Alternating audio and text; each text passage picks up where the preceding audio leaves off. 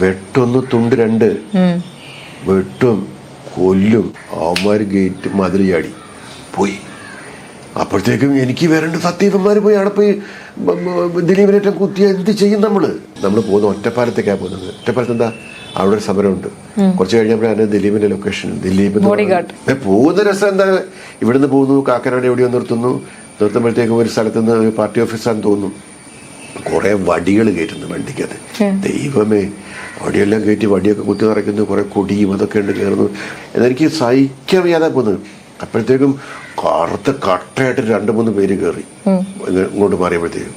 അപ്പോഴേ കയറിയ ആൾക്കാരില്ലേ, വെട്ടൊന്ന് തുണ്ട് രണ്ട്, വെട്ടൊന്ന് തുണ്ട് രണ്ട്, വെട്ടും കൊല്ലും. ദൈവമേ, പോയി നമ്മൾ കുളപ്പുള്ളി എത്തി, ഷൊർണൂര്. അവിടെ ഒരു ബിവറേജിന്റെ അപ്പുറത്ത് കൊണ്ട് നിർത്തി. അമ്മ 2 ഓടി ബിവറേജിലേക്ക് കുപ്പി വാങ്ങിക്കാൻ. അപ്പൊ ഇയാൾ പറയണത് തീർന്നു, പ്രശ്നമാ. എന്ത് വെള്ളടിച്ചോമാര്, ഇനി അവന്മാര് ചെയ്യുന്ന എന്താന്ന് പറയാൻ പറ്റില്ല. സജിത്തെ പലതും നടക്കും. ദൈവമേ, പിന്നെയും ഗ്യാസ് പോയി. അപ്പൊ അപ്പുറത്ത് ബൈജു കൊട്ടാരൊക്കെ ഇരുന്നിട്ട് ചാനലുകാരോട് സംസാരിക്കുന്നുണ്ട്. കരിയോയിലൊഴിക്കും, മറ്റേതാക്കും, മറിച്ചതാക്കും. ഇതൊക്കെ ഒരു കരിയോയിലും അതിനകത്ത് വണ്ടിക്കകത്തില്ല.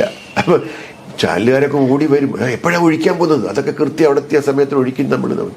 ഇതൊക്കെ പറഞ്ഞ് അവിടെ ചെന്നപ്പോഴത്തേക്കും അവിടുത്തെ ലോക്കൽ നേതാക്കന്മാർ ഇറങ്ങി വന്നിട്ടാണ് നമ്മളവിടെ പോയി പ്രശ്നമൊന്നും ഉണ്ടാക്കരുത്. സമാധാനം. അപ്പോൾ അത് ഞങ്ങൾക്ക് ചില കാര്യങ്ങൾ ഞങ്ങൾക്ക് ഉന്നയിക്കാറുണ്ട്. അത് ഞങ്ങൾ ഇംഗ്ലാബ് വിളിക്കും, ഗേറ്റിന്റെ പുറത്ത് അകത്തോട്ട് കയറണം. അപ്പോഴെനിക്ക് സമാധാനമായി. അകത്തോട്ട് കയറിയാലല്ലേ ദിലീപ് കാണും, അല്ല പിന്നെ കുഴപ്പമില്ല. പിറ്റേ ദിവസം മമ്മൂട്ടിയുടെ ലൊക്കേഷനിലാണ് സമരം, അത് പിന്നെ അറിയുന്നത്. അപ്പം അവിടെ എത്തിയപ്പോഴത്തെ എന്താ അറിയോ, ഇവന്മാരില്ലേ, ഈ വെള്ളമടിച്ചവന്മാര്, അവന്മാര് ഗേറ്റ് മതിൽ ചാടി പോയി. അപ്പോഴത്തേക്കും എനിക്ക് വരേണ്ട സത്യവന്മാർ പോയി അവിടെ പോയി ദിലീപിനേറ്റം കുത്തിയ എന്ത് ചെയ്യും? നമ്മൾ കേസ് ആവില്ലേ? അവസാനം ഇവന്മാരെ കാണുന്നില്ല. ഇവന്മാരവിടെ പോയി ഇപ്പൊ ഷൂട്ടിൽ നിന്നും നമുക്ക് ന്യൂസ് കിട്ടും, നമുക്കിവിടെ പ്രശ്നമാവുന്നതൊക്കെ എൻ്റെ മനസ്സിൽ ഇങ്ങനെ ഇരിക്കുകയാണ്.